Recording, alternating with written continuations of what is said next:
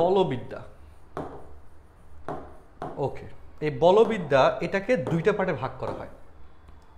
একটা হচ্ছে স্থিতিবিদ্যা, একটা হচ্ছে কি স্থিতিবিদ্যা, আরেকটা হচ্ছে গতিবিদ্যা। আরেকটা হচ্ছে কি গতিবিদ্যা। বলবিদ্যাকে দুইটা পার্টে ভাগ করা হয়, একটা হচ্ছে স্থিতিবিদ্যা, আরেকটা হচ্ছে কি গতিবিদ্যা। স্থিতিবিদ্যা ইংলিশে বলে স্ট্যাটিক্স, আর গতিবিদ্যা হচ্ছে ডাইনামিক্স। আচ্ছা, স্থিতিবিদ্যার কাজ কি? সেটা হচ্ছে একটা বস্তুর উপর তুমি বল প্রয়োগ করলা, কিন্তু বস্তুটা স্থির থাকলো, নড়াচড়া করলো না। এই যে সায়েন্সটা এখানে কাজ করবে, যে বল প্রয়োগ করব কিন্তু বস্তুর কোনো প্রকার চেঞ্জ আসবে না, সেটাই স্থিতিবিদ্যাতে আলোচনা করা হয়। যেটা রিয়েল লাইফ এক্সাম্পল হচ্ছে আমরা যে ব্রিজগুলো দেখি, যে ফ্লাইওভারগুলো দেখি, সেগুলো থেকে যখন গাড়ি উঠে ফ্লাইওভারের উপর কি অনেক বল অ্যাপ্লাইড হয় না? হয়। কিন্তু ফ্লাইওভার কি নাড়াচড়া করে না, সেটা কি ওই বলটা কনজিউম করে নেয়। তো এই হইলো স্থিতিবিদ্যার আইডিয়া। ওকে, এই জিনিসটা এই স্থিতিবিদ্যার মেকানিজমে আমরা শিখাবো। আর গতিবিদ্যা বা ডাইনামিক্স এটা আসলে কি? সেটা হচ্ছে আরও সহজ, যে আমরা একটা বস্তুর উপর বল প্রয়োগ করার পর যদি বস্তুর অবস্থার পরিবর্তন হয়, তাহলে ওই পরিবর্তনটা কিভাবে হবে, কীরকম হবে, কি কি মেকানিজম এখানে কাজ করে, সেগুলো নিয়ে ডিটেলস আলোচনা করা হয় গতিবিদ্যাতে। সেগুলো নিয়ে ডিটেলসে আলোচনা করা হয় কোথায়? গতিবিদ্যাতে। তোমরা কি ইনিশিয়াল কথাটা কি বুঝছো সবাই?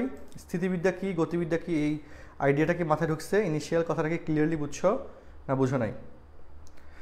আচ্ছা, ওকে, আশা করি তাহলে এই কথাটা ক্লিয়ার। স্থিতিবিদ্যা কি, গতিবিদ্যা কি, স্থিতিবিদ্যা আলোচ্য টপিক কি, গতিবিদ্যা আলোচ্য টপিক কি। স্থিতিবিদ্যা আমাদের উচ্চতর গণিত দ্বিতীয় পত্রের চ্যাপ্টার 8। ওকে, স্থিতিবিদ্যা কোথায় আলোচনা করতেছি আমরা? চ্যাপ্টার 8 উচ্চতর গণিত দ্বিতীয় পত্রে। আর গতিবিদ্যাটা আলোচনা করব চ্যাপ্টার 9-এ। দুইটা চ্যাপ্টারে দুইটা জিনিসের ডিসকাশন থাকবে। গতিবিদ্যাটা আলোচিত হবে চ্যাপ্টার 9-এ। ওকে, তো আজকে আমরা চ্যাপ্টার 8-এর ফার্স্ট লেকচার 8.1 স্থিতিবিদ্যা থেকে সবচেয়ে কমন যে টার্ম স্থিতিশীলতা, সেই স্থিতিশীলতা নিয়ে আমরা চেষ্টা করব যতটুকু ডিসকাস করা যায়। ওকে, যেভাবে ডিসকাশনটা আগায় নেওয়া যায়।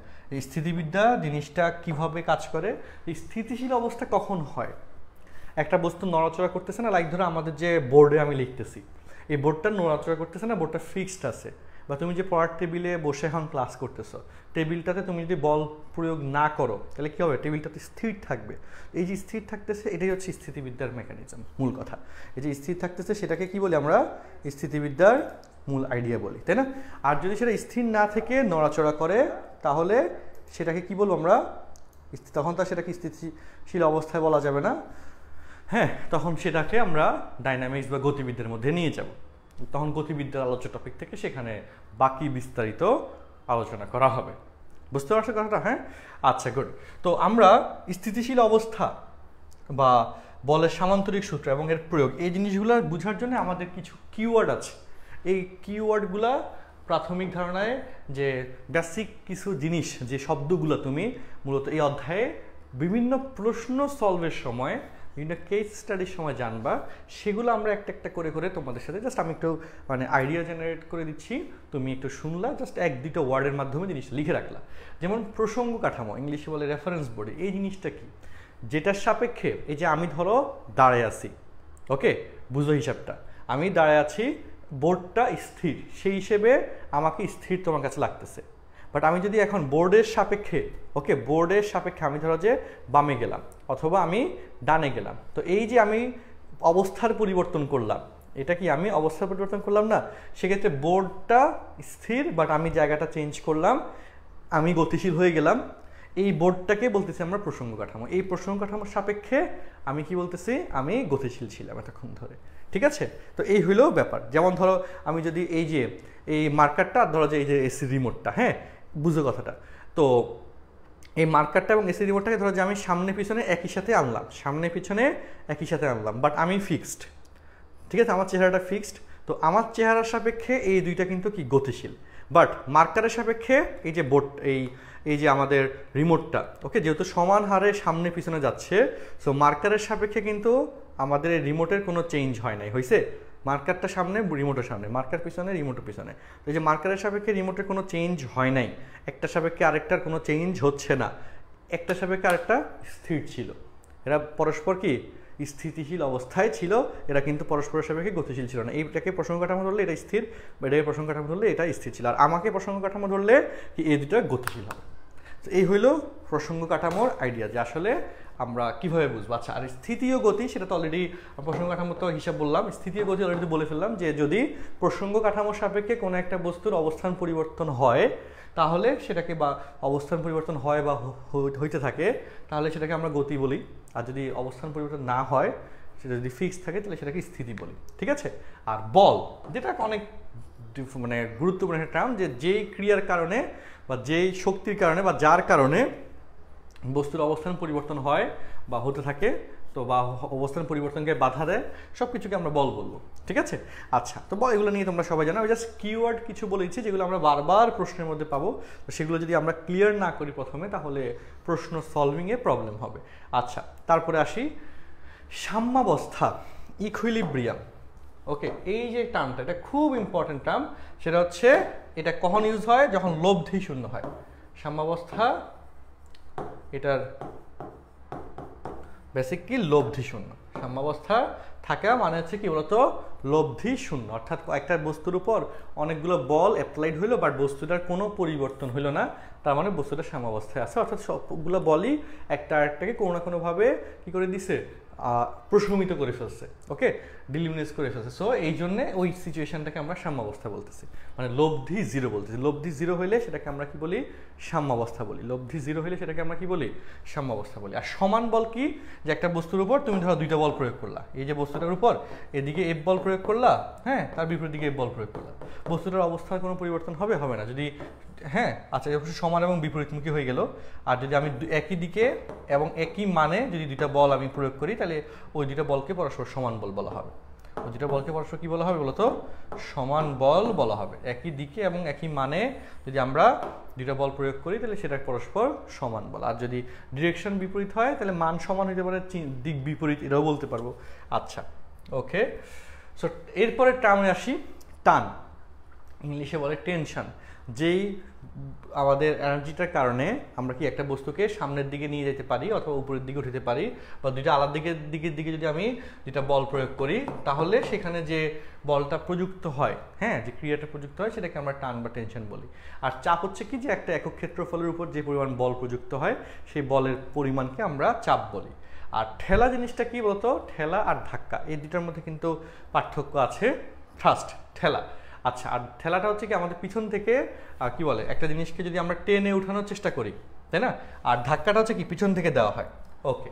আর ঘর্ষণ বল কি, যে একটা বস্তুর উপর, একটা বস্তু ধরো যেখানে আছে, এই বস্তুর উপর আরেকটা বস্তু যদি, একটা তলের উপর যদি একটা বস্তু চলমান থাকতে চায়, তাহলে দুইটার সারফেসে যে আমাদের বলটা উৎপন্ন হয় বা যে শক্তিটা উৎপন্ন হয়, সেই সিচুয়েশনটাকে আমরা বলি ঘর্ষণ বল। আর এই ঘর্ষণ বলের কারণেই আমরা কি, আমরা নিজেরা যেমন হাঁটাচলা করতে পারি, সেমভাবে আমরা যে কোনো জায়গায় বসতে পারি এবং সব কিছু স্টেবলই থাকতেছে। ঘর্ষণ বল জিরো হয়ে গেলে কি হইতে, একদম পিছলা হইতে, লাইক তুমি কি ফ্লোরের উপর যদি তেল ফেলে দাও সেটার উপর তুমি হাঁটতে পারবে না, পিছলে পড়ে যাবে, সেখানে ঘর্ষণ বল অ্যাপ্রক্সিমেটলি জিরো হয়ে যাচ্ছে। আচ্ছা, আর আকর্ষণ বিকর্ষণ বা ওজন, এই জিনিসগুলো আমরা কম বেশি সবাই জানি, এই জিনিসগুলো নিয়ে জ্ঞান জানা নাই খুব বেশি। এবার দেখো ত্রিভুজের কেসগুলোতে একটু ক্লিয়ার করি, এটা খুব গুরুত্বপূর্ণ, ওগুলো কমন টার্ম ছিল, সবাই কম বেশি জানতা। ভরকেন্দ্র, অন্তকেন্দ্র, ওকে, চলো এখান থেকে এরপরে আসি। তো ভরকেন্দ্রের কাহিনী কি, যে মধ্যমাগুলির ছেদবিন্দু, ত্রিভুজের মধ্যমা কেমনে আঁকে, যে শীর্ষ হতে বিপরীত বাহুর মধ্যবিন্দুর সংযোগ রেখা, শীর্ষ হতে কি বিপরীত বাহুর মধ্যবিন্দুর যে ছেদবিন্দুটা, সেইটাকে আমরা বলি মধ্যমা। এই যে ভরকেন্দ্র, সেটাকে আমরা কি বলবো বলতো, মধ্যমাগুলার ছেদবিন্দু। ভরকেন্দ্র লিখে রাখো, এখানে ইংলিশ ডেফিনিশন দেওয়া আছে, মধ্যমাগুলোর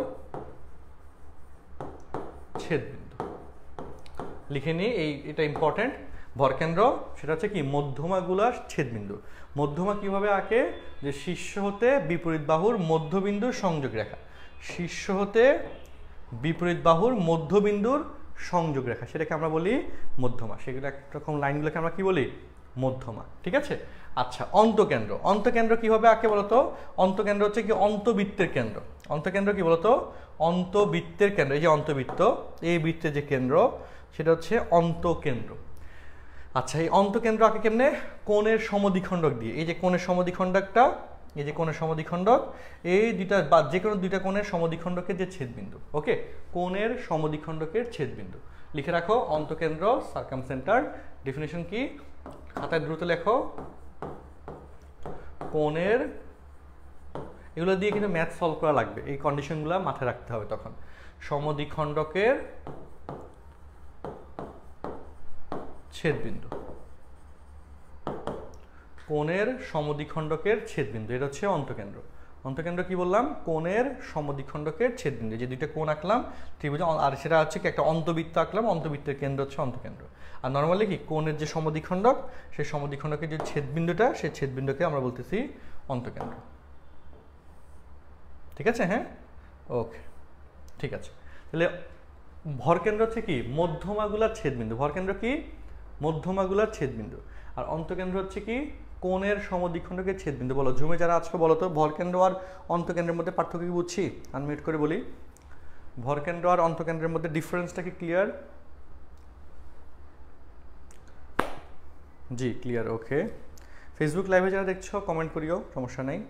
আচ্ছা, ওকে, বাকিরা রেসপন্স করিও, হ্যাঁ, ওকে। পরিকেন্দ্র, পরিকেন্দ্র হচ্ছে কি? পরিবৃত্তের কেন্দ্র। পরিবৃত্ত কিভাবে আঁকে? পরিবৃত্ত কোনটা? যে ত্রিভুজের শীর্ষবিন্দুগুলো দ্বারা, ওকে, কি বললাম? ত্রিভুজের শীর্ষবিন্দুগুলি দ্বারা যদি কোনো একটা বৃত্ত শীর্ষবিন্দুগুলিকে স্পর্শ করে যদি কোনো একটা বৃত্ত অঙ্কন করা যায়, সেটাকে আমরা বলি পরিবৃত্ত, তাই না? সেটাকে আমরা কি বলি বলতো? পরিবৃত্ত। আর পরিবৃত্তের যে কেন্দ্র সেটাকে আমরা বলবো কি বলতো? পরিকেন্দ্র। পরিবৃত্তের যে কেন্দ্র সেটাকে আমরা কি বলবো? পরিকেন্দ্র। আর পরিকেন্দ্র আঁকে কিভাবে? যে বাহুর সমদ্বিখণ্ডকের ছেদবিন্দু। পরিকেন্দ্র হচ্ছে কি? বাহুর সমদ্বিখণ্ডকের ছেদবিন্দু, ঠিক আছে? এটা হচ্ছে আমাদের। আর এখানে ম্যাথ সলভিংয়ে যেটা ইউজ করতে হয় সেটা হচ্ছে এই যে কেন্দ্রস্থ কোণ আর বৃত্তস্থ কোণ। এটা হচ্ছে পরিকেন্দ্র ও কেন্দ্রস্থ কোণ, বৃত্তস্থ কোণের দ্বিগুণ, তাই না? আচ্ছা, লিখে রাখো ডেফিনেশন। পরিকেন্দ্র হচ্ছে কি? বাহুর সমদ্বিখণ্ডকের ছেদবিন্দু, সেটা হচ্ছে পরিকেন্দ্র, ওকে। আর পরিকেন্দ্রের ম্যাথ সলভিং এর ক্ষেত্রে আমাদের যে শর্তটা আসবে, পরিবৃত্তের যে কেন্দ্র সেটা তো পরিকেন্দ্র।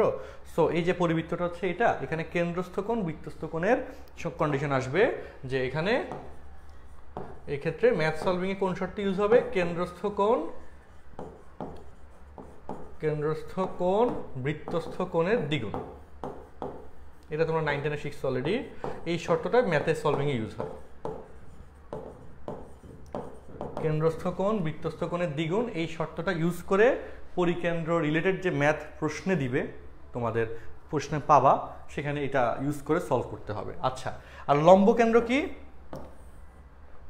লম্ব হচ্ছে শীর্ষ হতে, বুঝলো? লম্ব হচ্ছে কি বলতো? শীর্ষ হতে বিপরীত বাহুর, ওকে, শীর্ষ হতে বিপরীত বাহুর উপর অঙ্কিত লম্ব। এই ধরো যেখান থেকে এখানে লম্ব টানলাম, শীর্ষ হতে বিপরীত বাহুর উপর অঙ্কিত লম্বের, শীর্ষ হতে বিপরীত বাহুর উপর কি? অঙ্কিত লম্বের যে ছেদবিন্দু, যে কোনো দুইটা নিলেই হয়। তো এটা হচ্ছে আমাদের, এই যে এটা লম্ব, এটাও লম্ব, ওকে। এই হইল লম্ব কেন্দ্র,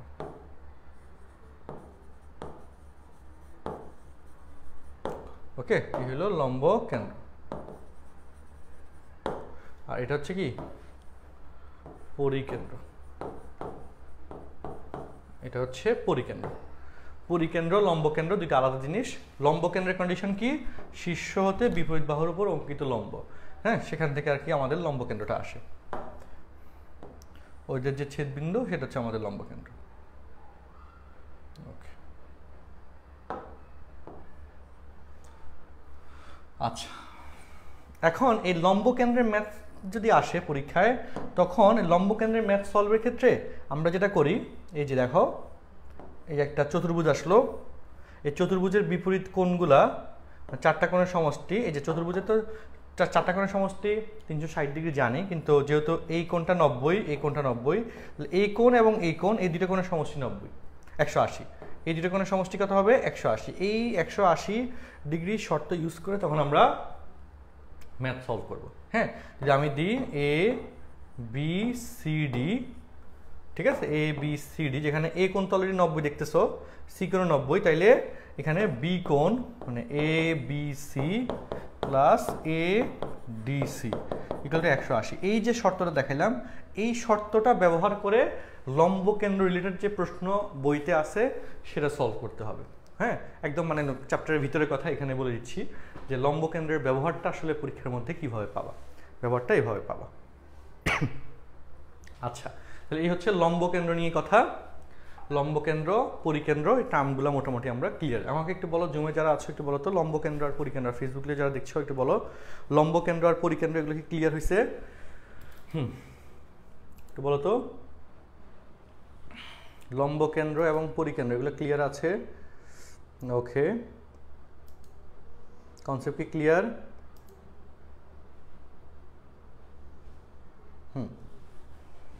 লম্ব কেন্দ্র, ফেসবুক লাইভে যারা দেখছি একটু জানাই।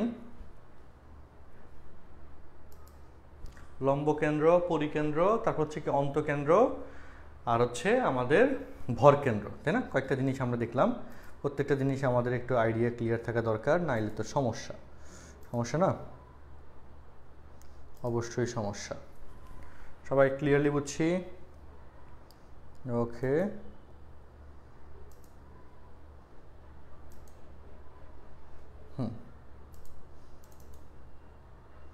Okay clear. হ্যাঁ, ঠিক আছে।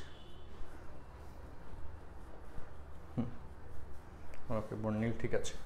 আচ্ছা, তো এখন আমরা এরপরে আসি, এই যে আচ্ছা এই স্লাইডের কথাই প্রথমে বলছিলাম যে যে শাস্ত্রে বস্তুর স্থিতিশীল বা গতিশীল অবস্থা নিয়ে আলোচনা করা হয় তাকে বলবিদ্যা বলা হয়। তাকে কি বলা হয়?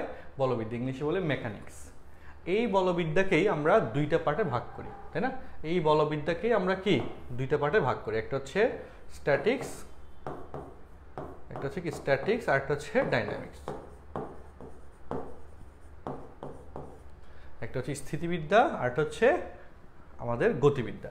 তো স্থিতিবিদ্যার ব্যবহার রয়েছে নির্মিত কাঠামোর বিশ্লেষণে, যেমন স্থাপত্যবিদ্যা, কাঠামো নির্মাণ প্রকৌশলে, ওই সেগুলো নিয়ে অনেকগুলো কেস আস্তে আস্তে তুমি সামনে জানতে যাচ্ছ ইনশাল্লাহ। ঠিক আছে, তাহলে এটা তো আমার মনে হয় সবার কাছে ক্লিয়ার। এই জিনিসটা অলরেডি আমরা ব্যাখ্যা দিছি, স্থিতিবিদ্যা কি, গতিবিদ্যা বলতে কি বোঝায়, মানে ইনিশিয়াল কথাটা। এরপর আমরা আস্তে আস্তে আরও যখন প্র্যাকটিস করবো আরও ভাস্টলি জানবো। ওকে, এখন এরপরে কথায় আসি। দেখো, বলের ক্রিয়াবিন্দুর স্থানান্তর বিধি, এই জিনিসটা কি এটা খুব ভালো টপিক, যে একটা বিন্দুর উপর এই জায়গায় এই কলমের উপর যদি আমি এখানে একটা বল প্রয়োগ করি, এফ বল প্রয়োগ করি, এটা কি এদিকে ছড়ায় পড়বে, বাট আমার এই এফ বলটা আমার মধ্যবিন্দু থেকে এদিকে কাউন্ট করা দরকার।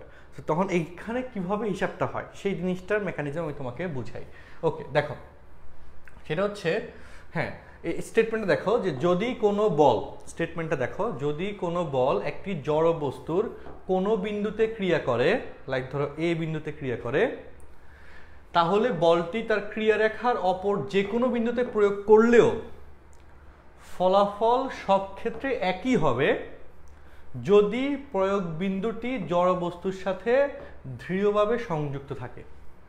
মানে হচ্ছে এই জায়গায় তুমি এই যে এফ বল প্রয়োগ করলা, প্রয়োগ করে কনস্ট্যান্টলি প্রয়োগ করতেছ, সেই ক্ষেত্রে কি হবে বলতো, যে এফ বলটা এই জড় বস্তুতে যদি প্রয়োগ করলা এক্স বরাবর, সেখানে কনস্ট্যান্টলি কি বস্তুটা আমাদের এই বলটা ক্রিয়ারত থাকবে। এবং এক্ষেত্রে তুমি যদি বি বিন্দু থেকে এদিকে হিসাব করতে চাও, সেখানেও এফ বলকে তুমি নিয়ে আসতে পারো। কারণ এখান থেকে যে ওকে এখানে এফ বল প্রয়োগ হয়েছে, তো এটা এই বরাবর পুরোটা রেখার উপরে এফ বল প্রযুক্ত আছে, সেটা তুমি ধরতে পারবা। এবং সেটা প্রশ্ন সলভের জন্য যে বিন্দুতে রাখা দরকার, এটার মূল অ্যাপ্লিকেশন, একটা বড় অ্যাপ্লিকেশন তুমি হচ্ছে 8.3-তে পাবা। 8.3-তে এরকম স্থানান্তর বিধির ডিরেক্ট ব্যবহার আমরা যে সমান্তরাল বল উপপাদ্যের মধ্যে দেখাবো। যেখান থেকে তুমি বল প্রয়োগ করলা, সেটা কি হবে বলতো, যদি এখানে এই জড় বস্তুর সাথে প্রয়োগ বিন্দুটা যদি দৃঢ়ভাবে সংযুক্ত থাকে, তাহলে তুমি এই রেখার উপর যে কোনো বিন্দুতে এফ বল প্রযুক্ত যে হয়েছে, সেই তুমি যদি বলটা কাউন্ট করো, কোনো একটা মেশিন দিয়ে মেজার করো, ওই এফ পরিমাণ বলই তুমি পাবা। ঠিক আছে, এই হচ্ছে এখানকার কথা। তাহলে কি হলো, তুমি বলটা প্রয়োগ করছো এই বিন্দুতে, বাট তুমি এই জায়গায় এসে মেজার করলা যেখানে কি পরিমাণ বল আছে, দেখলা যে এফ পরিমাণ বল আছে, বা এখানে বি বিন্দুতে এসে মেজার করলা কি পরিমাণ বল আছে, দেখলা যে এফ পরিমাণ বল আছে, বাট তুমি প্রয়োগ করছো এই বিন্দুতে। তাহলে কি হলো, এই বিন্দুটা অ্যাকচুয়ালি এদিকে সরে স্থানান্তর হয়ে গেল না। এটাই হচ্ছে আমাদের বলের ক্রিয়াবিন্দুর স্থানান্তর বিধি। ওকে, কথা কি বুঝছি একটু বলো তো? জুমে যারা আছো একটু হয়তো কনফিউজ থাকতে পারো, যদি থাকো সেটা আমাকে বলতে পারো, আর যদি বুঝে যাও সেটাও কমেন্টে বলো। জুমে যারা আছে একটু বলো তো এই কথা কি বুঝছি, স্থানান্তর বিধিটা কি বোঝানো হয়েছে। যদি ক্রিয়া বিন্দুর সাথে দৃঢ়ভাবে সংযুক্ত থাকে তাহলে এই রেখার উপর যে কোনো পয়েন্টে আমি একই পরিমাণ বল, যদি আমি বলটা মেজার করি কোনো মেশিনের মাধ্যমে নির্ণয় করি কী পরিমাণ বল প্রযুক্ত আছে, সেই একই পরিমাণ বল যেটা এখানে প্রযুক্ত হয়েছে সেটাই আমরা এখানে পাবো। ওকে, ওই কথাটাকে বুঝছো না বোঝো না একটু বলো।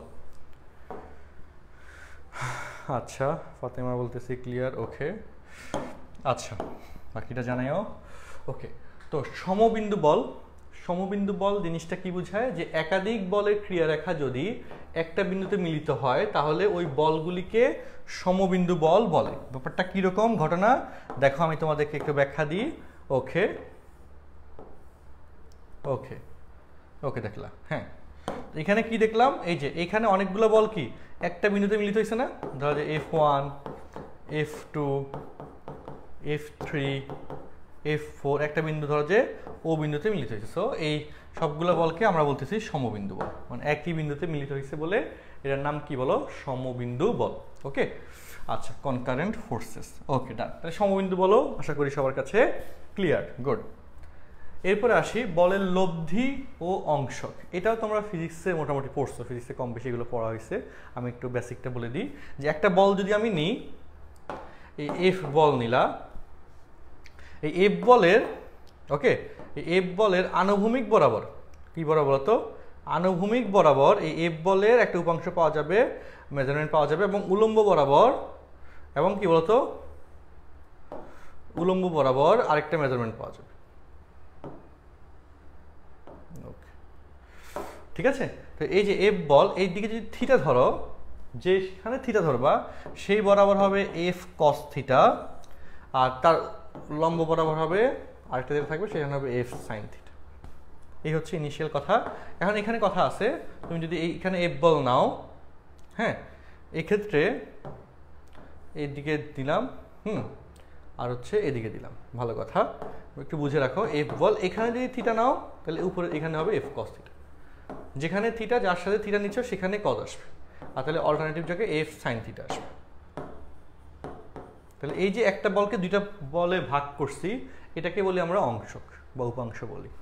আর বা দুইটা বল এফ সাইন থিটা এবং এফ কস থিটা মিলে এই যে এফ পাইলাম সেটাকে আমরা বলের লব্ধি বলতে পারি। লব্ধি বা রেজাল্টেন্ট সেটা হচ্ছে কি একটা জায়গা থেকে একাধিক বল প্রযুক্ত আছে একটা বস্তুর উপর, টোটাল রেজাল্টেন্ট আরেকটা মানে নতুন বল পাইলাম, সেটাকে তো আমরা লব্ধি বলি। আচ্ছা আমরা স্টেটমেন্টগুলো এখানে আসি, পরে কথায় আসি। দেখো এখানে ডেফিনেশনগুলো পড়ি আরেকবার। কোনো বস্তু কণার উপর, মানে বইয়ের ল্যাঙ্গুয়েজ যেটা, যেভাবে তুমি প্রশ্ন ফেস করবা পরীক্ষার মধ্যে, কোনো বস্তু কণার উপর একই সময়ে একাধিক বল কার্যরত হলে এদের সম্মিলিত ক্রিয়াবল যদি একটি মাত্র বলের বা কোনো একক বলের ক্রিয়াফলের সমান হয় তবে ওই একটি মাত্র বলকে একক বলকে একাধিক বলের লব্ধি বলে। যেটা মাত্র বললাম যে আমার ধরো যে এই বস্তুটার উপর তুমি 5-6টা বল প্রযুক্ত করলা এবং সবগুলার রেজাল্টেন্ট যদি একটা মাত্র বলের সমান হয় তাহলে ওই বলটাকেই আমরা লব্ধি বল বলবো। আরো সহজ করে বুঝাইলে সেটা হচ্ছে এই যে বস্তুটা আছে এই বস্তুর উপর তুমি ধরো অনেকগুলো বল প্রয়োগ করলা, এই সবগুলো বল প্রয়োগ করার পর বস্তুটা একই সময় প্রযুক্ত হয়েছে, বস্তুটা ধরো যে একটা নির্দিষ্ট বলে এইদিকে চলে এসেছে, ধরো এফ বলে, তুমি F1 F2 F3 F4 বল প্রয়োগ করলা আর বস্তুটা কি বললাম তুমি F1 F2 F3 F4 এই 4টা বল প্রয়োগ করলা আর বস্তুটা এফ বলের সামনে আগাই গেল। এই যে এই এফ বলটাকে আমরা বলতেছি লব্ধি। আর এই এফ বলকে তুমি যদি ভাগ করো তাহলে হ্যাঁ উপাংশে বিভক্ত করে দেখো একাধিক বলের প্রত্যেকটিকে লব্ধি বলের অংশক বা উপাংশ বলে। এই যে এফ বলটা আসছে F1 F2 F3 F4 থেকে, F1 F2 F3 F4 প্রত্যেকটা বলকে আমরা বলবো এই এফ বলের অংশক বা উপাংশ। ঠিক আছে, যেটা লাইনটা একাধিক বলের প্রত্যেকটিকে লব্ধি বলের অংশক বা উপাংশ বলে। একাধিক বলের প্রত্যেকটিকে কি বলে? লব্ধি বলের অংশক বা উপাংশ বলে। উপাংশ বা অংশক বলতে কি বোঝাচ্ছে সেই আইডিয়াটা এখানে বলা হইল। আচ্ছা, তাহলে এটা হইলো আমাদের কি নিয়ে কথা? এই যে আমাদের লব্ধি বা অংশক নিয়ে কথা। ঠিক আছে, যে লব্ধি জিনিসটা কি বুঝাবে আর অংশক বা উপাংশ কি বুঝাবে।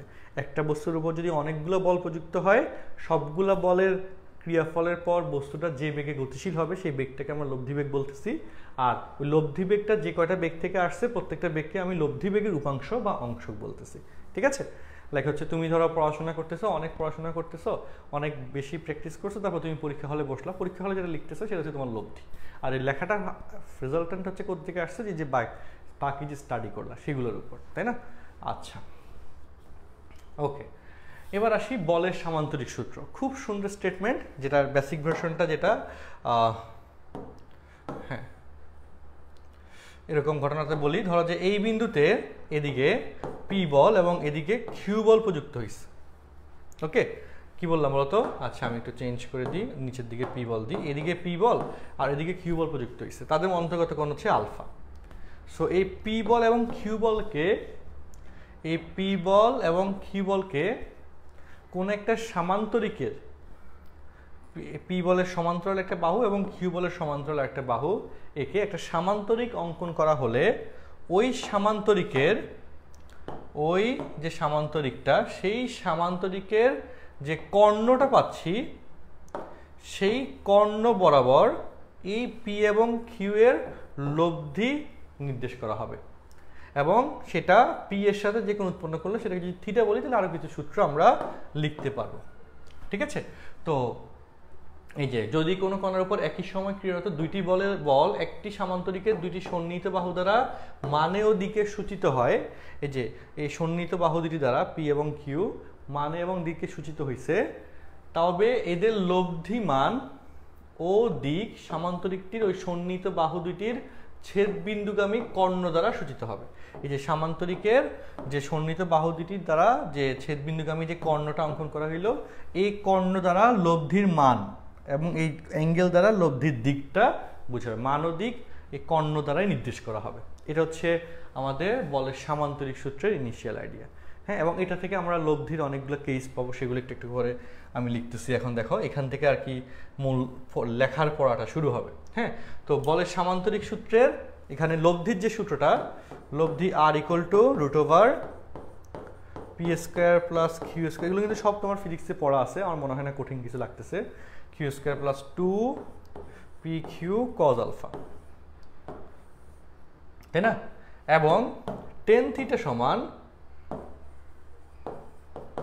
Q sine alpha by P plus Q cos alpha. Tan theta সমান Q sine alpha by P plus Q cos alpha. আর এই জায়গায় থিটা নিয়ে বা লব্ধির আর এর মান নিয়ে কয়েকটা কথা আছে। কি কথা আছে এখানে? লব্ধির আর, okay, alpha equal to 0 degree হলে, এগুলো সব এমসিকিউতে আসে, R equal to R max পাওয়া যাবে, that is P plus Q, তাই না? জানি সবাই, এগুলো নোট লিখে রাখো, এগুলো এমসিকিউতে আসে, এগুলো অনেকবার আসছে। আলফা ইকুয়াল টু 90 ডিগ্রি হলে R equal to normal root over P square plus Q square. আর আলফা ইকুয়াল যদি 180 ডিগ্রি হয়,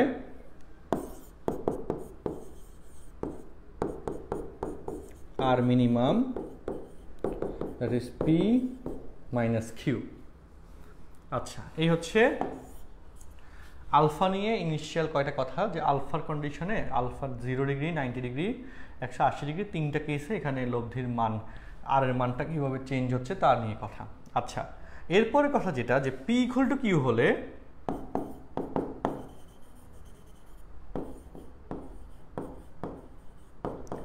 আর equal to 2p cos alpha by 2 এটা আসে, এবং theta equal to alpha by 2 এটা আসে।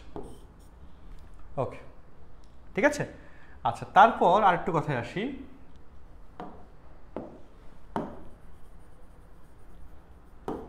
P equal to Q equal to R হলে alpha equal to 120 degree হয়। P equal to Q equal to যদি আর হয়, এগুলো রেজাল্টেন্ট ভার্সন লিখে দিচ্ছি, এগুলো তোমরা ক্যালকুলেশন করে পারবা, এবং এগুলো এমসিকিউতে আসে, অনেকবার আসছে, বিভিন্নভাবে আসছে, সেগুলো একটু পারতে হবে, এগুলোতে হাল ছাড়া যাবে না, ঠিক আছে? আচ্ছা, ওকে, আর এগুলো রিলেটেড প্রবলেম যেগুলো আছে সেগুলো আমরা আস্তে আস্তে সলভ করতে যাচ্ছি। ওকে, আর ঠিক আছে, বললাম তো। তো এবার আমরা লব্ধি নির্ণয়ের, এগুলো হচ্ছে এমসিকিউ, যে টাইপ 1-এ যেগুলো দেখাচ্ছি এগুলো মূলত এমসিকিউতে আসছে, বোর্ডে আসছে, ভর্তি পরীক্ষা আসছে, সেগুলো আমরা দ্রুততম সময়ে সলভ করে ফেলার ট্রাই করবো। ধরো ঢাকা বিশ্ববিদ্যালয়ে 15-16 এই কোয়েশ্চেনটা আসছে, 1 নম্বর কোয়েশ্চেন। তো চলো আমরা একটু সলভ করার চেষ্টা করি। তো 1 নম্বর প্রশ্ন যেটা বলছে, 8 নিউটন এবং 3 নিউটন বল দুইটি 60 ডিগ্রি কোণে একটি বস্তুতে ক্রিয়ারত, বলদ্বয়ের লব্ধির মান নির্ণয় করো। বলদ্বয়ের কি নির্ণয় করো? লব্ধির মান নির্ণয় করো। সো এই বলে যদি লব্ধির মান বের করতে চাই, 1 নম্বর লব্ধি R equal to root over P square plus Q square plus 2 p q cos alpha cos 60, এরকম না? সো সেই জায়গায় এখন বলো ক্যালকুলেশন করো, কত আসে দেখো। 8 এর 64, 3 3 9, 8 2 16, 3 16 48 ইন্টু cos 60 মান হচ্ছে হাফ, তাহলে এখানে 24 হয়, তাই না? 24, তাহলে 64 8 আর 9 হচ্ছে কত? 73, তাই না? 64 9 কত? 73 আর 24, 4 3 7, 7 2 9 97, রুট ওভার 97। ওকে, লব্ধি মান হচ্ছে রুট ওভার 97, অ্যান্সার। ওকে, তাহলে 1 নম্বর প্রবলেমে আমরা লব্ধি আর এর মান কত সেটা আমরা বের করলাম, ঠিক আছে? হ্যাঁ, আচ্ছা, ওকে, হ্যাঁ, ওই যে অ্যান্সার দিচ্ছ কমেন্টে, গুড, ঠিক আছে। এরপরে আসি আমরা 2 নম্বর প্রবলেম। 2 নম্বর ঢাকা বোর্ড 2019-এ আসছে, সেখানে 3 নিউটন 4 নিউটন, এর অ্যান্সার কত আসে বের করতে দেখি, বলো তো। 2 এর অ্যান্সার কত আসে কমেন্টে দাও তো, চ্যাট বক্সে দাও অথবা কমেন্টে দাও, আমি একটু হেল্প করি। R equal to root over 3 square plus 4 square plus 2 into 3 into 4 into cos 60। Okay, 9 4 13, cos 60 মান হাফ, তাহলে কাটা গেল, প্লাস 3 4 12, 12 13 25, তাহলে সমান 5, গুড। রুট 37 বলতেছো যে কি হবে? cos 60 মান তো হাফ, কাটা গেল, তাহলে 3 4 12। আচ্ছা, 1 সেকেন্ড, এখানে ভুল করছি, 9 আর এখানে 4 4 16, 16 আর 9 25, হ্যাঁ, তাহলে 35 36 37, ঠিক আছে, রুট ওভার 37, ঠিক আছে? হ্যাঁ, গুড। সো আমরা 2 নম্বর প্রশ্নটা করলাম ঢাকা বোর্ড 2019-এ, আমাদের এটা এমসিকিউতে আসছিল, ছোট প্রশ্ন। দেখো এরকম করে, আচ্ছা, এই যে এই কোয়েশ্চেনটাও, এই যে এগুলো এমসিকিউ কোয়েশ্চেন কিন্তু, ওকে, এরকম কমন প্রশ্ন পাবা।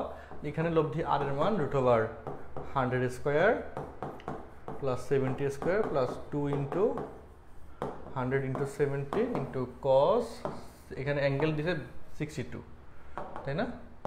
62। সো এটা অবশ্যই দশমিকে আসবে, একটু বলতো দশমিকে কত আসে অ্যান্সার? হ্যাঁ, যারা ক্যালকুলেটর হাতে নিয়ে বসে আছো বলো তো একটু, এটার অ্যান্সার কত আসবে? ওকে, জুমে যারা আছো একটু বলো তো। এটা কিন্তু এই যে এমসিকিউ কিন্তু এরকমই আসবে, বিভিন্ন রকমের কোণ, এখন ক্যালকুলেটর দিয়ে করলে তো সমস্যা নেই। ওকে, দশমিকে কত আসে বলো, একবারে রুট বলে রুট করেই অ্যান্সার দিয়ে দাও, একেবারে রুট করেই। আচ্ছা, 146.54, গুড। ওকে, বাকিটা দেখিও, আর এক দুজন করিও। ওকে, এত নিউটন।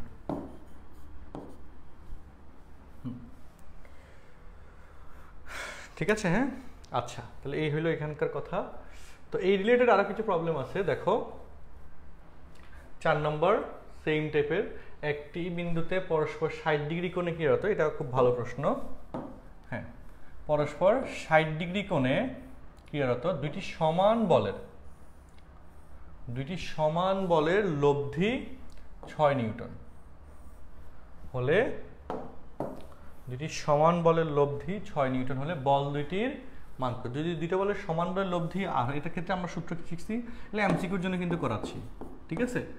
4 নম্বর লব্ধি R equal to 2p cos alpha by 2, তাহলে লব্ধির মান বলছে 6, 2p cos আলফার মান হচ্ছে 60 বাই 2, তাহলে 30, তাহলে এখানে কাটাকাটি 3 হয় বা 3 cos 30, তাই না? cos 30 মান কত? √3/2, এর সাথে কাটা গেলে √3 হয়, তাহলে p ইকুয়াল টু 2√3, একক হচ্ছে নিউটন। ওকে, 2√3। দেখো কোশ্চেন ঠিক আছে কিনা? তাহলে আমরা এখানে এই কেসে 4 নম্বরের answer 2p r equal to 2p cos alpha by 2 সেই কন্ডিশনে ম্যাথ সলভ করলাম। আচ্ছা, আর 5 নম্বরে কি বলছে? p বলদের লব্ধি p হলে বল দুটির অন্তর্গত কোণ আলফা ইকুয়াল টু কথা বলছিলাম না 120 ডিগ্রি, শিখেছিলাম না নোটটা? r equal two p equal to q হলে, তিনটে সমান হলে আলফা ইকুয়াল টু 120 ডিগ্রি। এগুলো তুমি ওই সূত্রের মধ্যে বসাও, অ্যান্সার সেমই আসবে, তো এটা নিয়ে টেনশনের কিছু নেই, পারবা ইনশাল্লাহ। হ্যাঁ, এক রকমের জিনিস চেষ্টা করলেই হবে। তাহলে আলফা ইকুয়াল টু 120 ডিগ্রি আসলো। ওকে, ডান। নেক্সটে যাই, চলো। দেখো এটা আরেকটা, এটা দেখো কতবার ভর্তি পরীক্ষা আসছে, বিভিন্নভাবে আসছে, হ্যাঁ বিভিন্নবার আসছে, সো এটা একটু গুরুত্ব দিয়ে আমাদের করা দরকার। চলো, দুইটি সমান বল, হ্যাঁ আমি কিন্তু টাইপ ধরে ধরে জিনিসগুলো সব গুছিয়ে দিচ্ছি, সো এগুলো কিন্তু বুঝে বুঝে পড়তে হবে, ঠিক আছে। দুইটি সমান বল কোন একটি কণার উপর ক্রিয়ারত, এদের লব্ধির বর্গ বল দুইটির গুণফলের 3 গুণের সমান হলে বল দুটির অন্তর্ভুক্ত কোণ নির্ণয় করো। ওকে, তো ধরি, দেখো এটা সলভ করি, ধরি আমি একটু, এই কোয়েশ্চেনটা তোমাদের কলেজে কতে আসতে পারে, তো সেই হিসাবে আমি সলভ করে দিচ্ছি। আচ্ছা, ধরি সমান বলদ্বয়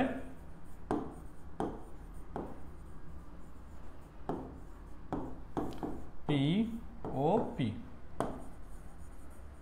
এবং লব্ধি R। সো প্রশ্ন মতে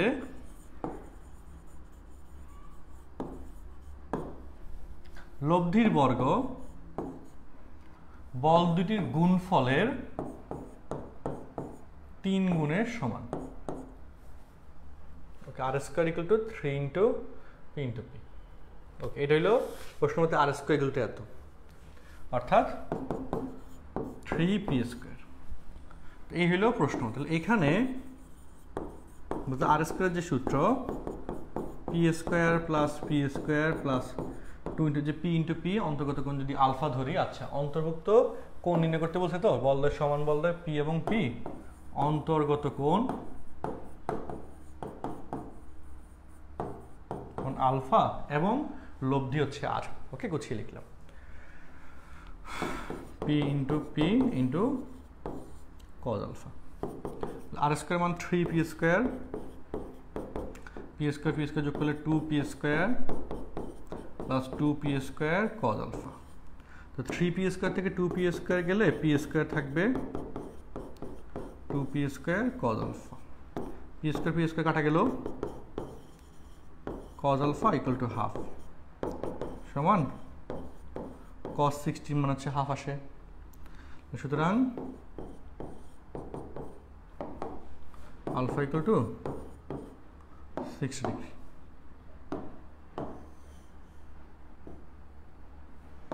আলফা ইকুয়াল টু কত ডিগ্রি? 60 ডিগ্রি। Okay, good. এই যে হ্যাঁ করে ফেলছো অলরেডি, জুমে নাকি করে ফেলছো, গুড। সো এই হচ্ছে আমাদের আলফা রিলেটেড কথা, যে আমরা এই কনসেপ্টটা কিভাবে সলভ করব তার উপর কথাটা গেল, তাই না? আচ্ছা, ওকে, তাহলে আমরা এর পরবর্তী এগুলো কিন্তু লেখা শেষ করতে হবে, তাড়াতাড়ি করে শেষ করে ফেলতে হবে, দেরি রাখে জমায় রাখা যাবে না। ওকে, তো দেখো এই কোয়েশ্চেনটা খুব ইম্পর্ট্যান্ট, আমি মনে হয় এটা বুঝছো অলরেডি সবাই, তাই না? ওকে, এই কোয়েশ্চেনে আসি।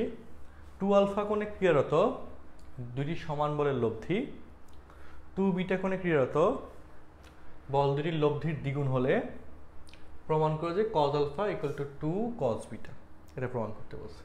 Cause alpha equal to 2 cos beta. So 2 alpha কোণে ক্রিয়ারত দুটি সমান বলের লব্ধি। ওকে, তো সমান বলের লব্ধি ধরলাম হচ্ছে R1, আর 2 বিটা কোণে ক্রিয়ারত দুটি সমান বলের লব্ধি ধরলাম R2। ওকে, আমি এটা ছোট করে দিই। তো প্রশ্ন মতে হচ্ছে R1 R2 এর দ্বিগুণ, সমান বল P এবং P ধরলা, তাহলে R1 হচ্ছে 2P cos অ্যাঙ্গেল হচ্ছে আলফা বাই 2, আর আচ্ছা এটা বেশি ছোট হয়ে গেছে, আচ্ছা হ্যাঁ, R2 হচ্ছে 2P cos এখানে অ্যাঙ্গেল হচ্ছে 2 বিটা বাই 2। তাইলে 2P কাটা গেলে cos alpha equal to 2 cos beta. এটা এমসিকিউ জন্য যদি বলে তাহলে এভাবে যে প্রমাণ করতে পারবো যে cos আলফা সমান কত, অ্যান্সার হচ্ছে 2 cos বিটা। আর যদি হাতে করতে বলে কতে আসে প্রশ্নটা, সৃজনশীলে যদি আসে তখন তোমাকে প্রসেস দেখাইতে হবে। তখন কি বলো, প্রসেস দেখাইতে হবে। ওকে, তো সমান বল তুমি ধরলা P এবং P, প্রসেসটা কিভাবে দেখাবা এটা অনেকে হয়তো ভুল করবে। তো প্রশ্ন মতের লাইনটা আমি রাখলাম এখানে। ওকে, প্রশ্ন মতের লাইনটা R1 ইকুয়াল টু 2 R2, এটা হচ্ছে প্রশ্ন মতে। রাইট, আমি এখানে করে দিই, তাহলে তোমাদের প্র্যাকটিসটা ভালো হবে। ওকে, ও আমার সাথে করে নাও, আর স্লাইড দিয়ে দিব। তো ক্লাস শেষে তোমরা হচ্ছে কোয়েশ্চেনগুলো কিন্তু খাতার মধ্যে তুলে নোট করে ফেলবা গুছিয়ে, যাতে প্রিপারেশনটা ভালো হয়। ঠিক আছে, হ্যাঁ। আচ্ছা, তো R1 এর মান হচ্ছে, তাহলে এখানে স্কোয়ার করে ফেলি, যাতে আমাদের সূত্রে আর রুট ওভার দেওয়া না লাগে। 4 R2 স্কোয়ার দিলাম, তাহলে R1 স্কোয়ার দ্যাট হচ্ছে P square plus P square plus 2 into P into cos 2 alpha, 4 into R2 স্কোয়ারের জন্য সেম কথা, P square plus 2 into P into cos 2 beta. Okay, তো এই জায়গায় এরপর আমরা চলো যোগ বিয়োগ একটু করবো।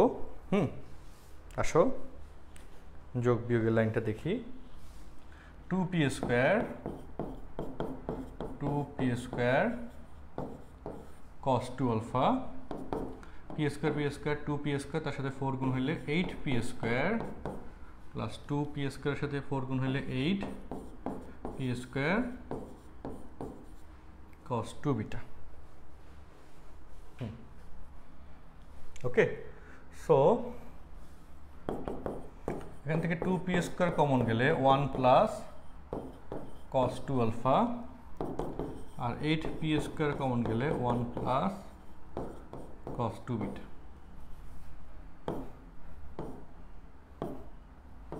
কাটাকাটি গেলে 4 হয়। 1 plus cos 2 alpha 2 cos square alpha 4 into 1 plus cos 2 beta 2 cos square beta. 2 এর সাথে 2 কাটা গেল, cos alpha equal root over 4 করলে 2 হয়, 2 cos বিটা। প্রমাণিত। cos alpha equal to 2 cos beta, এই হচ্ছে প্রমাণ।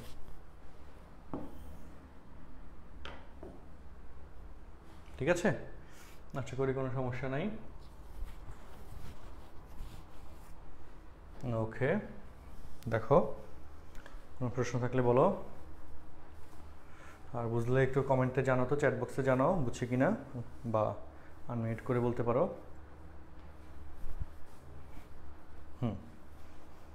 জুমে একদম ক্লিয়ার দেখা যাচ্ছে আশা করি। ওকে, বাকিরা একটু জানাই কোনো সমস্যা আছে কিনা। ওকে,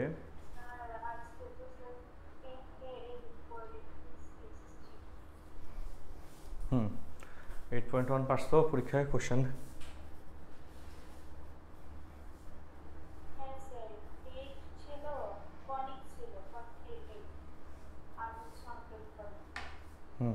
আচ্ছা, যাক চমৎকার।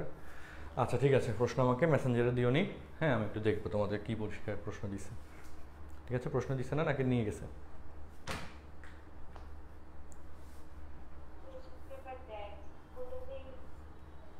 আচ্ছা বুঝছি, আচ্ছা ঠিক আছে, সমস্যা নেই। আচ্ছা ওকে, তাহলে আমরা এটা তো সলভ করলাম, আমরা এরপরে একটু যাওয়ার চেষ্টা করি। ওকে, এরপর দেখো দুইটি বল কেসগুলোতে আসি। সমকোণে ক্রিয়া করলে লব্ধি 2√13 নিউটন এবং এদের বৃহত্তম লব্ধি 10 নিউটন। বল দুইটি 120 ডিগ্রি কোণে ক্রিয়া করলে লব্ধি নির্ণয় করো। ওকে, 9 নম্বর প্রশ্ন, গুরুত্বপূর্ণ একটা প্রশ্ন। চলো আমরা একটু সলভ করার ট্রাই করি। আচ্ছা, তো দুইটি বল, হ্যাঁ বল দুইটা আমরা ধরলাম পি এবং কিউ। বল দ্বয় কি বলতো, ধরি বল দ্বয় পি এবং কিউ, ধরি বল দ্বয় পি ও কিউ সমকোণে ক্রিয়া করছে, তার মানে আলফা ইকুয়াল টু 90 ডিগ্রি। তাহলে সমকোণে যদি ক্রিয়া করে, ওকে, তাহলে লব্ধি আর এর মান হচ্ছে এত। তাহলে ধরিল বল দ্বয় পি ও কিউ, তাহলে এখানে সমকোণে ক্রিয়া করলে লব্ধির মান হচ্ছে √p² প্লাস q², 2√13। উভয় পাশে স্কোয়ার করলে p² প্লাস q², 4 4 × 52। ওকে, আচ্ছা এদের বৃহত্তম লব্ধি 10 নিউটন এবং p plus q equal to 10। আচ্ছা, বল দুটি 120 ডিগ্রি কোণে ক্রিয়া করলে লব্ধি নির্ণয় করো। সো এখানে বল দুটো যদি 120 ডিগ্রি কোণে ক্রিয়া করে, আচ্ছা এখান থেকে পি ইন্টু কিউর ভ্যালু মূলত বের করতে হবে। দেখো মানে ধরো আমি যদি এভাবে লিখি, উভয় পাশে স্কোয়ার করে দিই, তাহলে এখানে p² plus q² equal to 100। p² plus q² মান হচ্ছে 52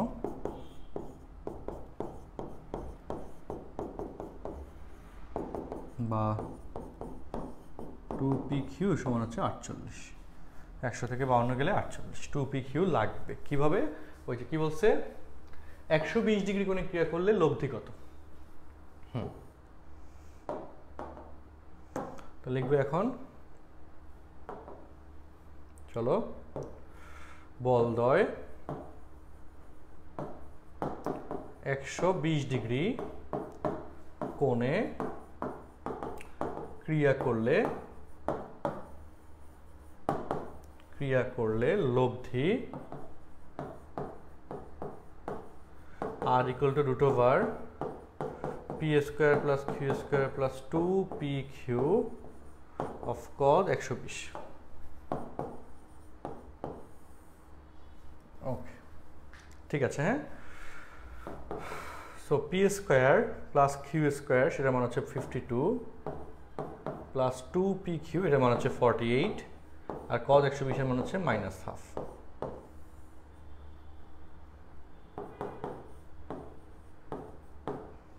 আচ্ছা 24 দুগুণে 48, 4 8 4 12 3 28, 4 7 28, 2√7 এত এক হচ্ছে নিউটন, 2√7 নিউটন। সুতরাং বল দ্বয়, হ্যাঁ এই হলো এখানকার কথা। আশা করি সবাই বুঝছো অঙ্কটা। দেখো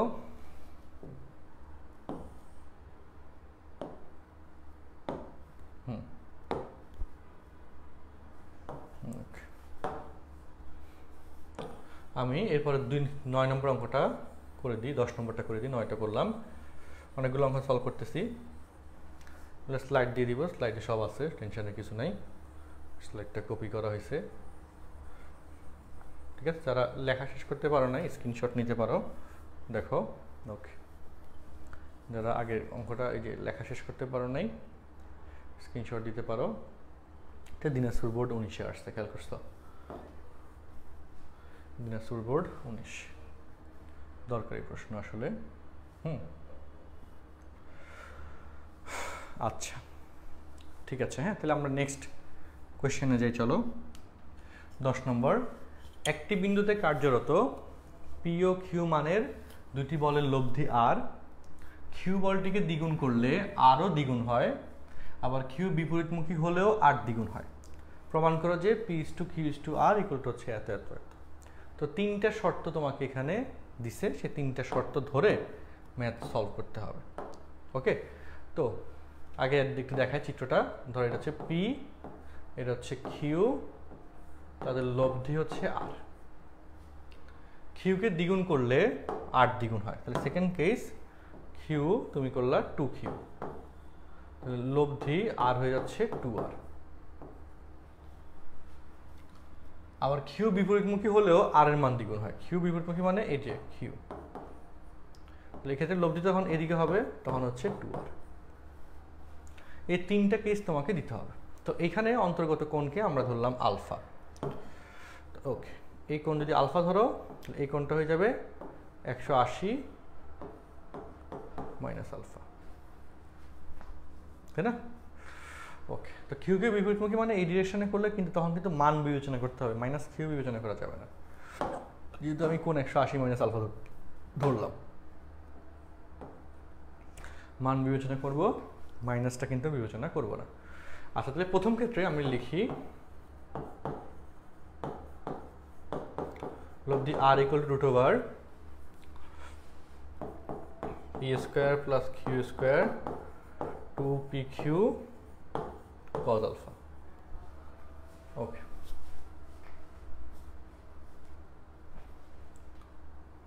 আচ্ছা দ্বিতীয় ক্ষেত্রে 2R।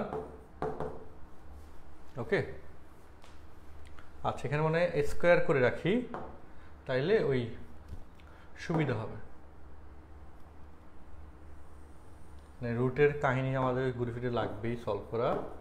তাহলে এখানে 2R square P square plus 2Q whole square 2P into 2Q cos alpha।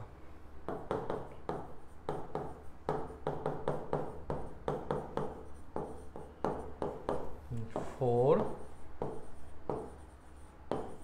PQ cos alpha। আর তৃতীয় ক্ষেত্রে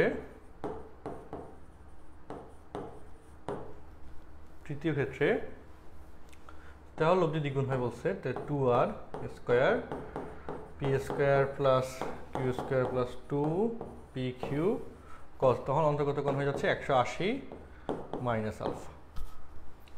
তাইলে 4R square P square plus Q square cos 180 minus alpha, দ্বিতীয়তে cos নেগেটিভ, তাহলে মাইনাস cos হবে, তাহলে minus 2PQ cos alpha। So equation number এখানে দিলাম 1, that is 2 and last one 3। তিনটে ইকুয়েশন এখানে দিয়ে দেওয়া হইল। এবার এই তিনটে ইকুয়েশন সমাধান করে P/Q/R ইকুয়াল টু এত, এটা প্রমাণে আনতে হবে, এটা হলো কথা। এই তিনটে সমীকরণ সমাধান করে এই প্রমাণটা করতে হবে। এখন এখানে তুমি যদি 1-এর সাথে 3 যোগ করো, তাহলে যেটা হবে যে 2PQ cos alpha চলে যাবে, R square P square Q square এগুলো থাকবে, তাই না? আচ্ছা, আর 2PQ cos alpha 4PQ cos alpha, P এবং Q এগুলোর মধ্যে সম্পর্ক আনতে হবে। ওকে ওকে, ঠিক আছে। তো চলো আমরা একটু লেখার চেষ্টা করি কনসেপ্টগুলো। দেখো, আমার মনে হয় এটুকু তোমরা তুলছো অলরেডি। ওকে,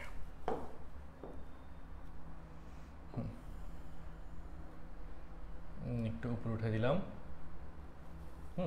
স্লাইডের আগেরটা আছে।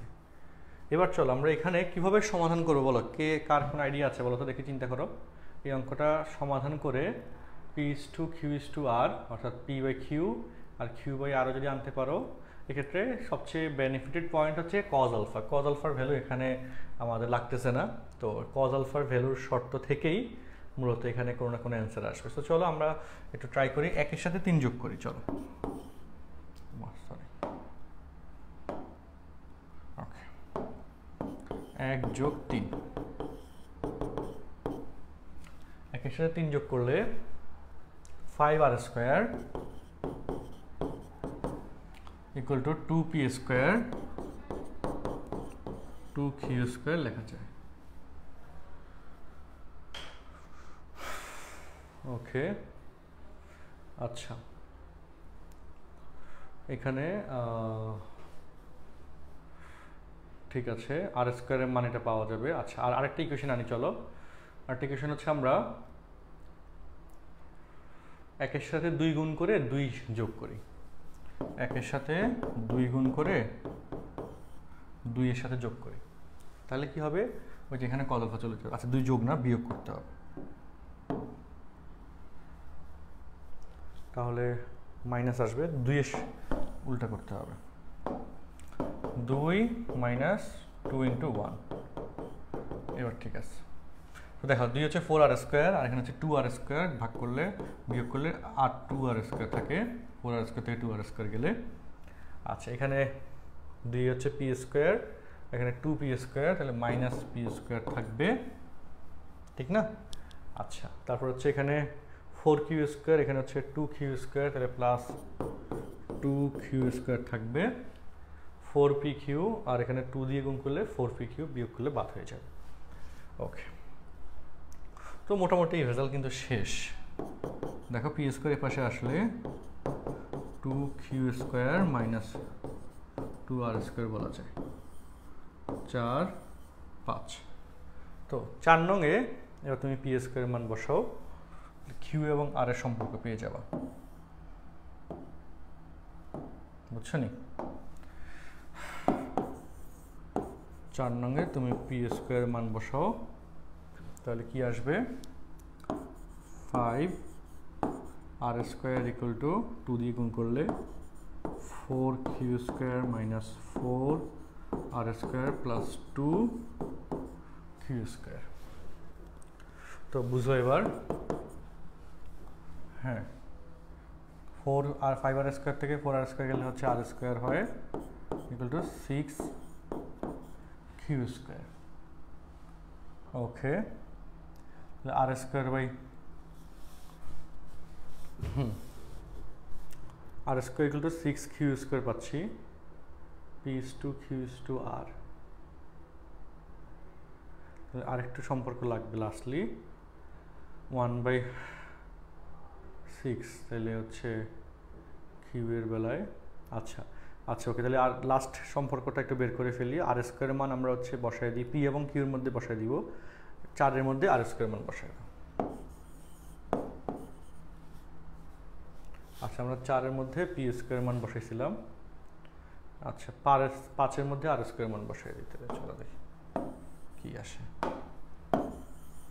5 এর মধ্যে, ঠিক আছে, r² এর মান বসাই দিই, দেখো তাহলে p²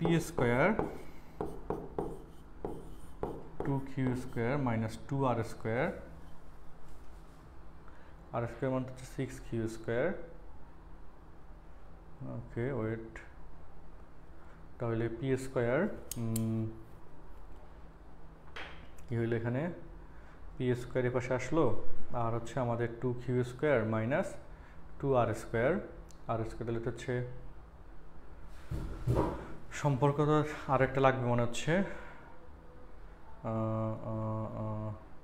4 আর 5, 4 এ বসাইছো 5 থেকে আর p² এর সম্পর্ক 4 এ বসাইলাম, p² সম্পর্ক বসাইলে 4r², 4q², এখানে 5r², r² 6q²।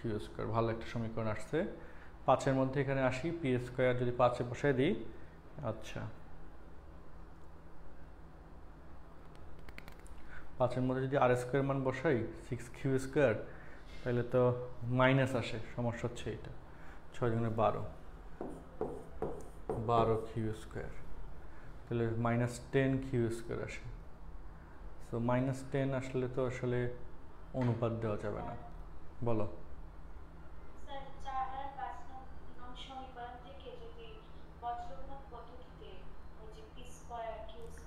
r², ওকে, হ্যাঁ ওইটাই তাহলে এখন করতে হবে। আর তো এখানে ওই পাওয়া যাচ্ছে না, এখানে ডাটা মিলতেছে না, এই জন্য। তাহলে চলো আমরা ওই বজ্র গুণনের আইডিয়াতে এবার চাই। তাহলে তো এই জায়গায় এই লাইনটাও লেখা লাগবে না, নিচের লাইনটাতে পি কিউ আর, তাই না, সাজায় লিখব। ওকে,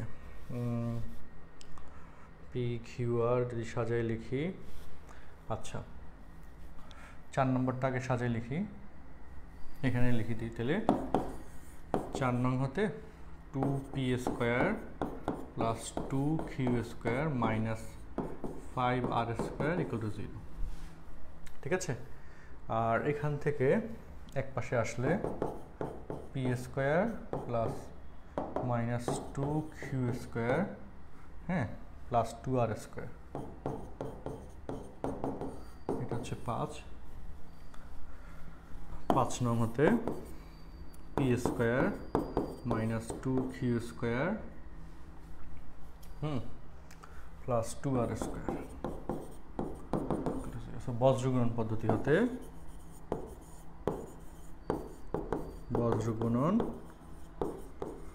পদ্ধতি হতে চলো p² divide by q² divide by r² divide by, ঠিক আছে না? হ্যাঁ, p² q² r²।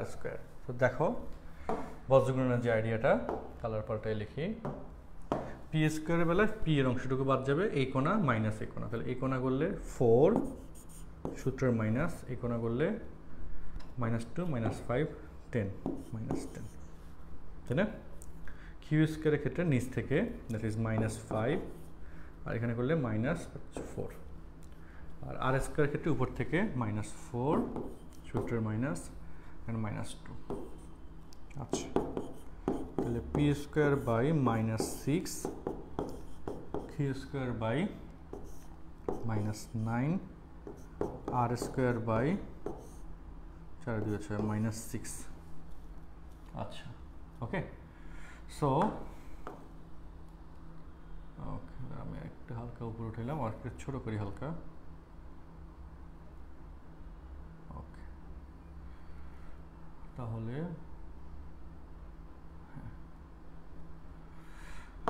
ওকে, তাহলে -3 দ্বারা যদি ভাগ করে দাও, তাহলে p² বাই 2 -3 দ্বারা ভাগ হয়ে গেল, q² -3 দ্বারা কাটাকাটি করলা 3, r² বাই 2, এই যে মিলে গেছে।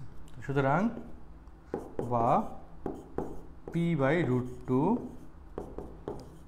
q বাই √3, স্কোয়ার উঠলে রুট হবে, আর বলের মান তো নেগেটিভ হয় না, তাই না? বলের মান কি নেগেটিভ হয়? হয় না। সো তাহলে আমাদের শুধু প্লাসের মানটা নিতে হবে। তাহলে সুতরাং p টু, এটা কি আর ছোট করে করা যায়? কি মনে হয়? 2:√3:√2, মানে আর ছোট করে করা যায় না। ছোট বলতে কি, শর্তগুলো থেকে তো দুটি ইকুয়েশন আনতে হবেই, তো আর ছোট তো আর সেভাবে হবে না। তার বজ্রগুণনের সাহায্যে অনেকে ভুলে যাবে, যেখানে বজ্রগুণনের মাথায় রাখবা সবসময়, যদি এরা এই কথাটা লিখে রাখো বা মাথায় রাখো, লিখে রাখো যে যদি 3টা রাশির প্রমাণ চায়, এরকম এ বি সি, এরকম স্কোয়ার বা এরকম কেসে, তাহলে যদি তাদের মধ্যে সম্পর্কযুক্ত ইকুয়েশন থাকে, তাহলে সবসময় আমরা ওই বজ্রগুণন ইকুয়েশন থাকলে বজ্রগুণন দিয়েই করব। বজ্রগুণন ছাড়া তাদের আসলে এরকম 3টা ইকুয়েশনের শর্ত একসাথে, 3টা চলরাশির শর্ত, অনুপাতের শর্ত একসাথে আনাটা মানে কঠিন হয়ে যায় আসলে। বুঝছো? তাও করা যায়, ওই সমাধান দিয়ে করা যায়, কিন্তু এখানে তো আসলে একটু বড় হচ্ছিল, আসলে সমাধান দিয়ে করতে কষ্ট হইতো বেশি। আচ্ছা, তোমরা কিনা বুঝছো কিনা একটু বলো তো, আনমিউট করে বলো বা কমেন্ট বোর্ডে করে জানাও।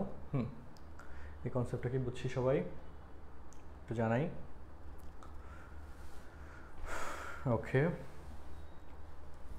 অঙ্কটা কি মোটামুটি ক্লিয়ার? ক্লিয়ার, ওকে, গুড। বাকিটা জানাইও। ঠিক আছে, তাহলে একটা গুরুত্বপূর্ণ অঙ্ক করলাম আমরা, তাই না? এই অঙ্কটা আমাদের পরীক্ষার জন্য লাগবে, আসলে 4 মার্কের জন্যই দেওয়ার কথা, অল্প মার্ক দিলে অঙ্কটা করা উচিত হবে না। 2 মার্কের জন্য এটা দিলে তো এটা পড়লে লস, তাই না? সময় নষ্ট হবে বেশি।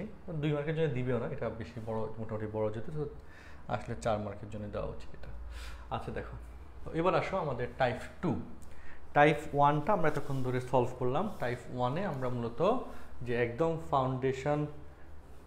ফাউন্ডিং যে কনসেপ্টগুলো আছে সেগুলো শেষ করে একদম সহজ সহজ ম্যাথ গুলো আমরা সলভ করলাম। আচ্ছা, এখানে টাইপ 2 এর এই যে 2 এর 1 নম্বর কোশ্চেন যেটা আছে একটু খেয়াল করো, স্লাইড আছে অনেকগুলো, পড়ার জিনিস আছে অনেক। আচ্ছা দেখো,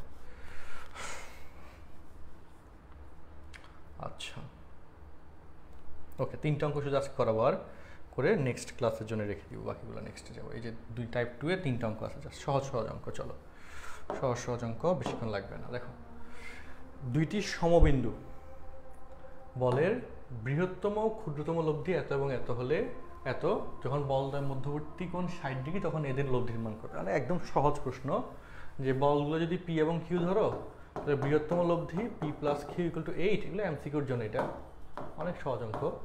আর পি মাইনাস কিউ সমান হচ্ছে 2, তুমি প্লাস করে দিলে 2p equal two 10, p equal to 5। আর যদি তুমি মাইনাস করে দাও 2q equal to 6, q equal to 3। আচ্ছা, তো যখন বলদের মধ্যবর্তী কোণ 60 ডিগ্রি তখন এদের লব্ধির মান কত? So alpha equal to 60 degree হলে লব্ধি r equal to root over 5 square plus 3 square 2 into 5 into 3 into cos 60, 25 9, cos 60 মান তো হাফ, হাফের সাথে 2 কাটা গেল, তাহলে 3 5 15, 25 40 49 সমান হচ্ছে 7, এক হচ্ছে নিউটন। লব্ধির মান হচ্ছে 7 নিউটন। ঠিক আছে? হ্যাঁ, দেখো বুঝছো কিনা, দেখো চেক করো। হ্যাঁ, কনসেপ্টটা ক্লিয়ার কিনা? Hopefully clear. হ্যাঁ, ওকে, ক্লিয়ার, ডান। নেক্সটে আসি। দেখো, এই যে 2 এর 2, এটাও খুব ইম্পর্টেন্ট প্রশ্ন, পরীক্ষা অনেকবার আসছে। কোনো বিন্দুতে ক্রিয়ারত দুইটি বলের বৃহত্তম ও ক্ষুদ্রতম লব্ধির মান যথাক্রমে এফ এবং জি, প্রমাণ করো যে বলদ্বয়ের মধ্যবর্তী মানে ক্রিয়ারেখার মধ্যবর্তী কোণ আলফা হলে লব্ধির মান এত হবে। ওকে, তো এটা কিভাবে সলভ করব? আচ্ছা, বৃহত্তম লব্ধি ধরি বলদ্বয় পি ও কিউ, সুতরাং P plus Q equal to হচ্ছে F, P minus Q equal to হচ্ছে জি। বৃহত্তম লব্ধির মান হচ্ছে এফ, ক্ষুদ্রতম লব্ধির মান হচ্ছে জি। তাহলে আমি এবার এই যে পি এবং কিউকে ডিফাইন করি, প্লাস করলে 2p equal to F plus G, বা P equal to F plus G by 2, আর মাইনাস করলে 2q F minus G, Q equal to F minus G by 2। Okay, ঠিক আছে। হ্যাঁ, এটা হচ্ছে আমাদের এফ এবং জি এর মাধ্যমে পি এবং কিউর প্রকাশ রূপ। সো প্রমাণ করো যে বলদ্বয়ের মধ্যবর্তী আলফা হলে লব্ধির মান, এই লব্ধি কার মান? পি এবং কিউ এর লব্ধির মান, সেটা এফ এবং জি এর মাধ্যমে এবং আলফার মাধ্যমে প্রকাশ করতে বলছে। সো পরের যে পার্টটা, সেটা যেভাবে স্টার্ট হবে, যে দ্বিতীয় অংশে বলদ্বয়ের লব্ধি,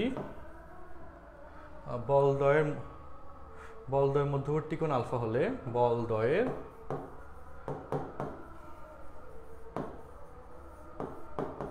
মধ্যবর্তী কোণ আলফা হলে, ঠিক আছে, লব্ধি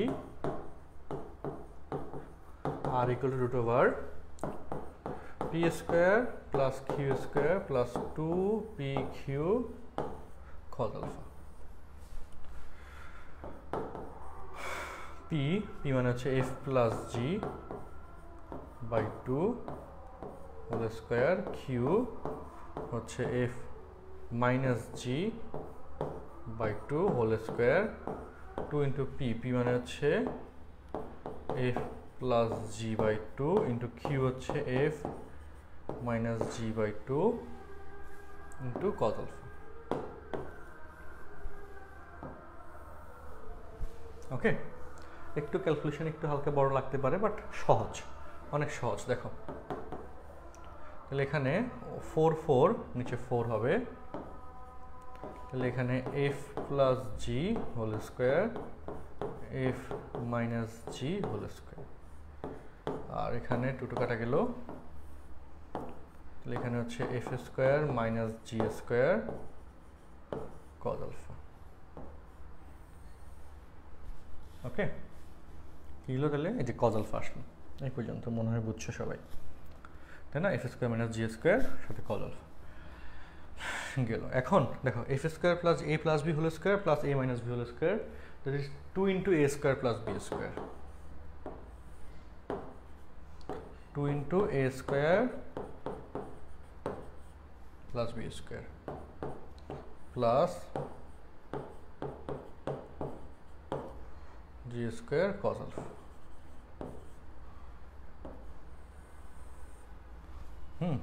বুঝছো? তো এইটার সাথে কাটাকাটি গেলে 2 হবে, হবে না? হবে। ওকে, তাহলে এরপর দেখো, হ্যাঁ ওকে, এইটুকুই রাখি। এইটুকু রাখি বলতে কি, আমাদের এই যে স্লাইড, এই পাশের স্লাইডে পুরোটা আছে অলরেডি, সো এখান থেকে এইটুকু নিলে আমাদের তোমাদেরকে বুঝাইতে আমার সহজ হবে। তাহলে এবার বলো, এখান থেকে দেখেন, তো এখানে হাফ কমন নিলাম, 2 2 তাই না, হাফ না, কমন নিলে দেখো F square plus G square plus F square cos square alpha minus G square cos square না, G square cos alpha, F square cos আলফাই হবে।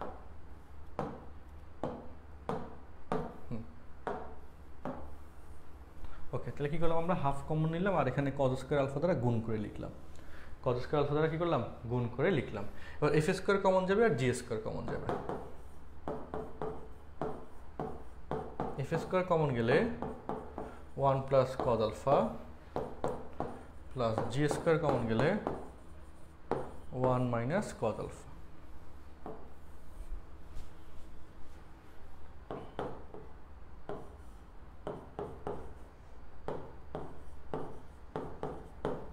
Plus cos alpha 2 cos square alpha by 2 1 minus cos alpha 2 sine square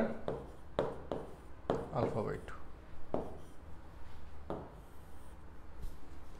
half द्वारा गुण करले ए 2 काटा जाबे, ए 2 काटा जाबे, F square cos square alpha by 2 G square sine square alpha by 2। এটাই প্রমাণে দিচ্ছি, দেখো F square cos square alpha by 2 plus G square sine square alpha by 2 প্রমাণিত।